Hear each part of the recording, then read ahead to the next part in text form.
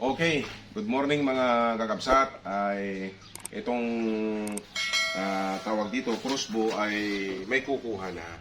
So bago namin i-release ito, dapat ay may share din namin kung bakit napaka gandang itama ang crossbow na ginagamit ko.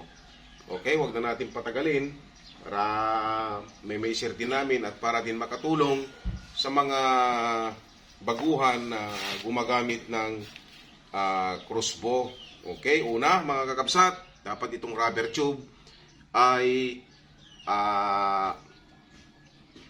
tawag dito, banat na banat dito mga kakabsat. At syempre, dapat ay aabot siya dito. Kumbaga, titimplahin natin yung ano niya, rubber tube niya, baka naman hindi makarating dito, baka hindi nyo kayang i-ano.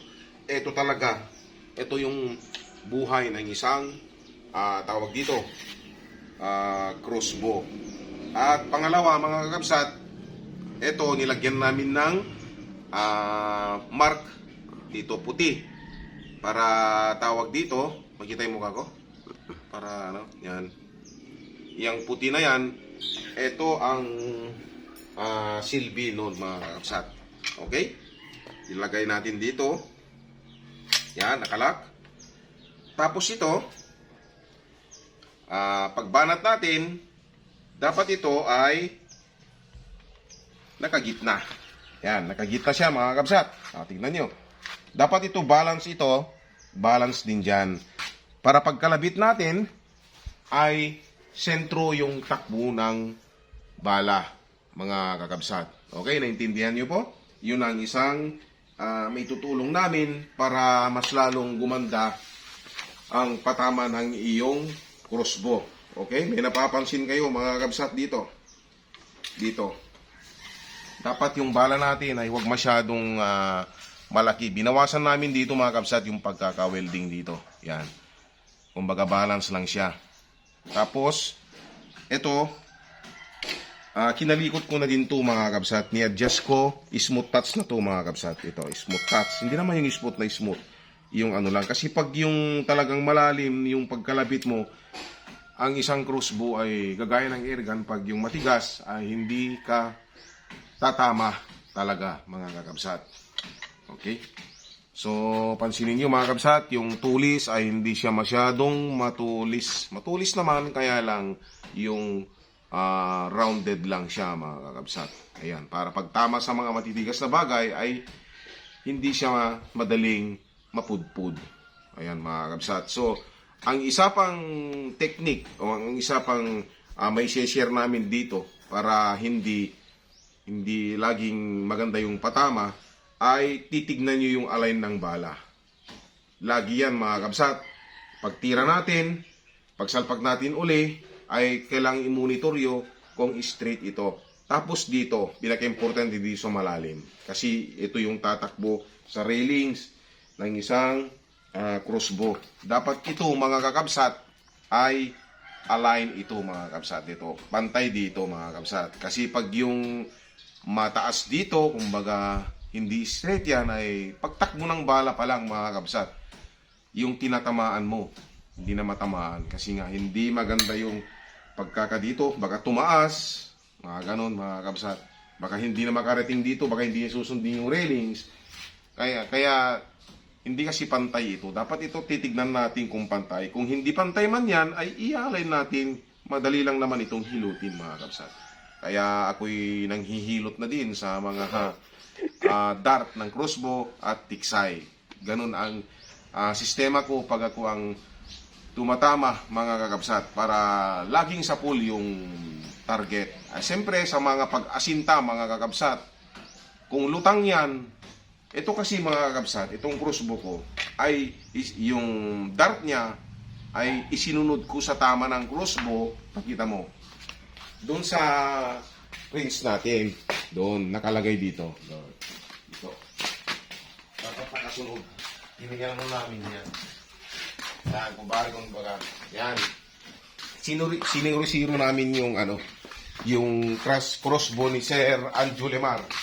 Papuntang Pangasinan to eh.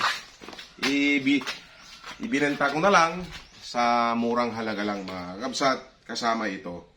May kasamang 4 na rubber tube. Mayroon pa yung 2 doon. Tapos 4 na bala mga kabsat. Kasama din ito. Kasama din yan. Yan. Yan, okay. Kasama din yan. Binenta ko na lang kasi hindi ko naman na magagamit. Dahil marami tayong pa-order na airgun. Pero pag siguro, pag kailangan ko, di gagawa na tayo ng sarili natin mga kakabsat. Okay? So, sana may naitulong kami. Ano pa ba ang kailangan? Sinunod kagaya rin ng airgun to mga kabsat sa mga asinta. Pag lutang na lutang yung isda, tatamaan mo siya ng ilalim ng tiyan. Mga 10 meters to 15 meters, yan 0-0 pa rin ito mga kakabsat. Itong crossbow namin. 10 meters, 15 meters, pag lutang na lutang yan, tatamaan mo pa rin ito. Pero pagdating sa 20 meters, lutang na lutang yung isda, aasintahin mo na siya sa taas, dito sa palikpik. Para pag drop ng bala, saktong pumunta dito. Kaya huli pa rin yung isda. Kunwari, lubog siya ng isang dangkal, pero nasa pantayan ka, mga kabsat, ganito. Tapos doon, medyo hindi siya patusok, mga kabsat. Ibig sabihin, titirahin mo din siya ng mga lampas na asintahin mo siya ng lampas ng isang dangkal din sa ilalim ng tiyan, mga kabsat. Para yung takbo ng bala, dito yung isda, dito yung drop ng bala, gaganon siya mga kabsat. Para sa full yung target. Ayun lang po mga kabsat. Ganun lang po kasimple yung sa may share namin. At may share din natin yan para kay Sir Anjo Lemar ng Pangasinan. Sana makatulong kami mga kabsat. At siyempre sa safety ng crossbow mga kabsat, lagi yan nakakano. Okay, hanggang dyan lang po mga kabsat. At isi-share pa natin yung ibang kailanganin ni Sir Anjo, Anjo Lemar, mapapanood nyo sa next video natin mga kabsat. Bago natin i-testing mga kabsat, ito sa spot. Para pakita natin kay Sir Anjo bago naman niya kunin, para makita niya kung gaano tumama ang kanyang crossbow. Okay? Hanggang dyan lang po mga kabsat. At sana nakatulong kami ng konti po para sa inyo. Maraming salamat po mga kabsat. Stay tuned lang po. Julimar, sir, papakita lang namin para alam mo yung gagawin mo. Tatanggalin namin ito, sir, ito. Tatanggalin namin ito. Ito. Pero tinan mo yung forma, sir, kung paano mo ikagabit pagdating dyan. O, tinan mo yung forma dito. Dapat ito yung nasa harapan niya, ito. Yung basis mo. Pero ito, sir, dalawang nut dito, dalawang tornilyo dito, tapos may mga maliit dito sa side niya. Kailangan mong ikabit ito, sir, para hindi gegewang-gewang ito pag hinila mo na ito. Kaya nilagyan ko ito ng maliit para suportaran niya, para hindi gegewang-gewang, kasi pag diretso lang ganyan ang nailagay ay gegewang-gewang. So tatanggalin ko ito, sir, tatanggalin ko ito, tapos tatanggalin ko yan. Pero pagdating dyan, sir, ay ikakabit mo pa rin. Ganyan, tularan mo yan, sir. Tapos ito, sir, kung gusto mong tumira ng mga 30 meters, ito, dito, ganito lang maglagay. Binuhol ko lang dito, sir, binuhol ko lang dito. Magkabilaan, binuhol ko lang. Tapos dito sa awang na yan, eto, dyan ilalagay. Simple lang, sir, ang paglalagay. Ganyan mo lang. Pasok na yan. Tapos dito sa kabila, ay, yan din. Ipapasok mo lang din yan. Sikip, Virgin. Yan. So, okay na, sir. Ngayon, kung ayaw mong gamitin ito, kung single rubber tube ka lang, ilalagay mo lang dito, sir. Ilalagay mo lang dito. Dito sa ilalim. Kailan mo ipakita mo? Yan. Ilalagay mo lang dito. Okay? Para hindi maabala sa pagtakbo nitong ganyan lang, sir, pag single lang. Pero kung gusto mo na namang i-doble, ilalagay mo na sa dyan. Tapos, mas una ito. Yan, mas una yan. Yan. Tapos, susunod na ito. Yan. Yan, sir. Okay? Understood, sir? So, ito, kukuha nga ng bala. Yan. Kukuha ng bala. Ilang minutes na yan? 2:35. Ganito, sir. Ayan. Iganon mo lang, salpak mo lang ganyan. Pag may naglock, pakiramdaman mo kung maglock. So, ready ka nang maglagay nito. Ito. Pwede mo nang ilagay ito. Yan. Pero pipigilan mo ito, sir, ha? Pipigilan mo ito. Ganyan. Pigilan mo yan. Para hindi tumaas. Yan. Yan. Ito, sir. Pag naglagay ka, laging nasa gitna. Ito. Gitna, ilalagay mo dito, yung gitna nito, gigitna mo dito. Dito. Para balance yung pagtakbo ng bala. Hindi ko natatanggalin ito, sir, ha? Ito. So, ganyan. So, pag naka-load ka na, sir, kunwari, naka-load ka na, laging nasa baba, sir, ha? Dapat walang tao sa harap mo. Pero kung may nakasunod sa'yo, iiwas mo, laging nakaganyan, ganyan, oh. Hindi nakapasok itong kamay, para safety. Okay, sir, sana maliwanag po yan. Magbibigay ako ng ano, sir, bali 4 ang bala mo, 4 din na ganito ang rubber tube mo ang ipapasama ko para mayroon kang ireserba. Yun lang, sir, mag-ingat. Ito naman, pag gusto mo yun, so, tatanggalin mo ito, sir. Tatanggalin mo tong kulata na to. Tapos, yun naman ang isasalpak mo. Meron ng abang doon, sir. Meron ng abang 2 nut. Ito siya, ito. Tatanggalin mo to. Ito rin ang ilalagay mo. Basta bahala ka na lang, sir. Basta tatanggalin mo itong, kung gusto mo yung may extension yung bat niya. Ang gagamitin mo. Pero para sa akin, sir, mas magandang ipatama. Ganyan. Kaya ito yung ginagamit ko. Pero okay din yun. Kung may gusto mong mayroon siyang rest dito. Okay, sir? Ganun lang. Kasimple. Okay, lapit mo para makita. Okay, Sir Anjo Lemar. Yan po.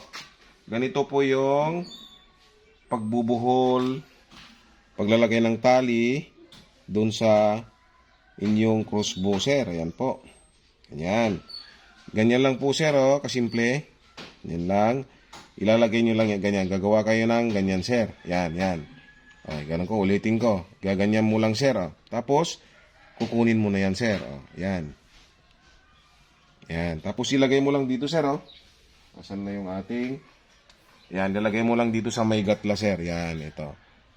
Okay. Simple lang, sir. Simple lang. Simple. Ayun na. Okay na. Yan. Ayan. Habang yan, lalong hihigpit. Ganyan lang, sir. Ngayon lang kasimple po, mga kakabsat, ang pagtatali. Sana nasundan nyo po, mga kakabsat. Okay? Send mo. Okay, Sir Anjo Lemar. Diyan sa Pangasinan. Ayan po, sir. Testing na natin yung crossbow mo. Ganito sir. Lapit mo. Mag-load lang yung crossbow. Ayan. Yan. Pagkita nyo dito, sir, ha? Tapos, yan. Pakiramdaman nyo kung kumawala. Yan. Dapat laging nasa gitna itong, ayan yan. Para gitna tumama ito, sir. Gitna mo ito. Yan. Yan po, sir. Tayo, ha? Sana po ay, 5 minutes ba yan? Wala pa. Testing natin, sir, kung okay pang tumama. Kasi nung ginagamit natin ay talagang okay pang tumama. Yung mga lubugan. Ayun, tumama. Lumayo ka para mas maganda.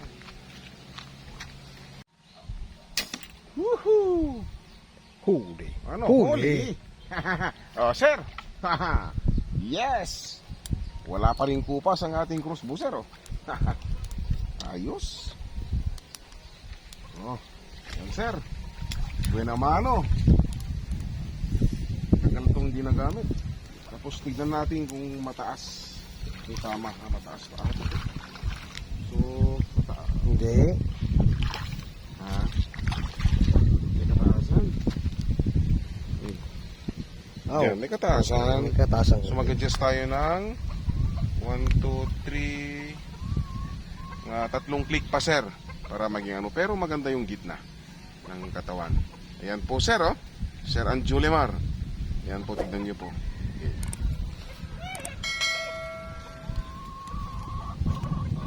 Stop mo. Howli! Yuhu! Yee!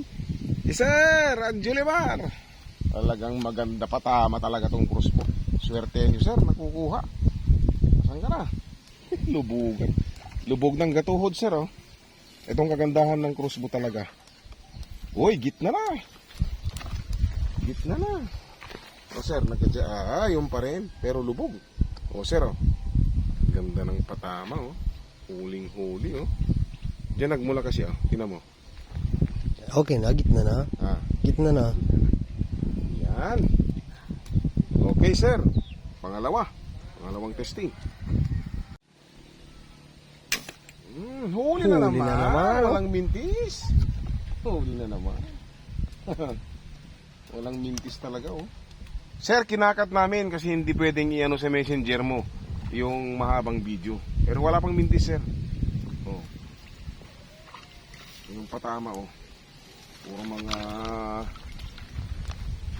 Lubog. oh, gitna, oh. Ganda ng patama, sir, oh. Walang kawala yan. Okay. Pangatlo. O, pangatlo sir, na testing. Huli na naman. Yan, medyo malayo yan. Yehoo! Pangapat sir, na testing. Oh. Oh. May kupas pa ba? Walang kakupas-kupas. Crossbow, mapa-ergal. Ah, oh. Sir, gitna.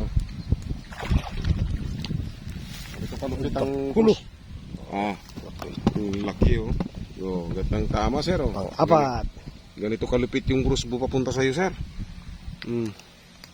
Crossbow ni Lucano Hunter. Po sir, maglagay. Yan po sir, oh. Ganun mo lang.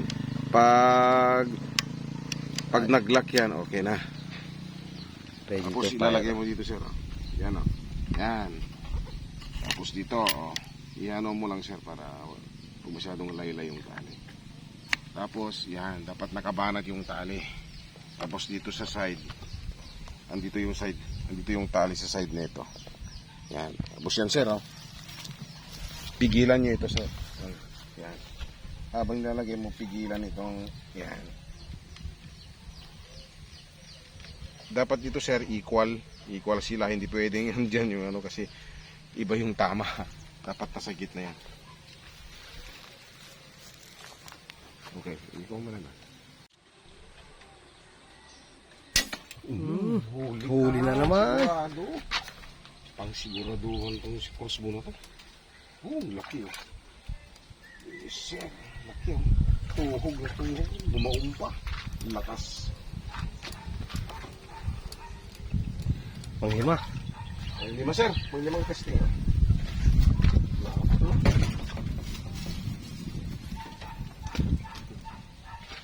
Ganda ng tama. Gitna, sir, oh. Bla. Okay, panglima, sir. Talagang swerte po kayo sa crossbow. Hala. Naala. Hali. Oh, tingnan mo, sir, oh. Oh. Malayo pa na. Layo na lubog, sir, oh. Oh, pang-anim, sir, yan. Oh, tingnan mo, malayo na lubog. Oh, malaki to. Hinuli mo. Oh. Ano, bilib ka na.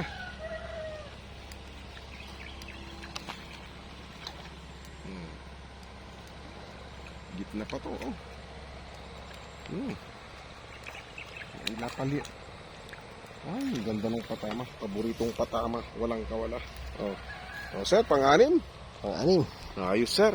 Talagang sulit kayo sa crossbow na binili nyo sa akin, no? Siyempre, pag-aari ni Lucano Hunter, talagang tested na yan. Okay, sir, pang-anim po.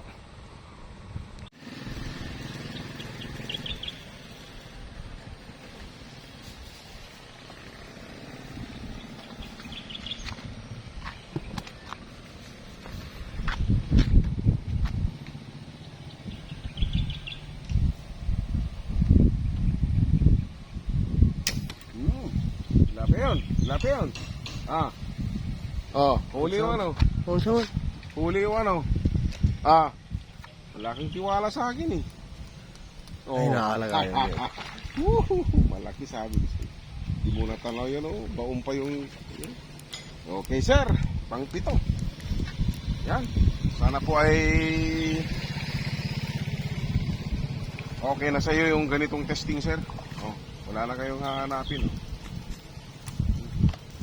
Talagang napakagandang tumama ang crossbow na bibigay ko sa inyo. Yan. Yan. Kung lahat po sana ng mga nagbebenta ng mga airgun o ano ay tinetesting lahat, di lahat sulit. Sulit bilhin ang kanilang ano. Okay, sir. Oh, wala ka nang hahanapin pa. Okay, hanggang dyan lang po, sir. Sana po ay marami kayong mahuli pagdating dyan. Yung crossbow. Shout out sa inyong lahat, sir. Okay, magandang hapon. Pito.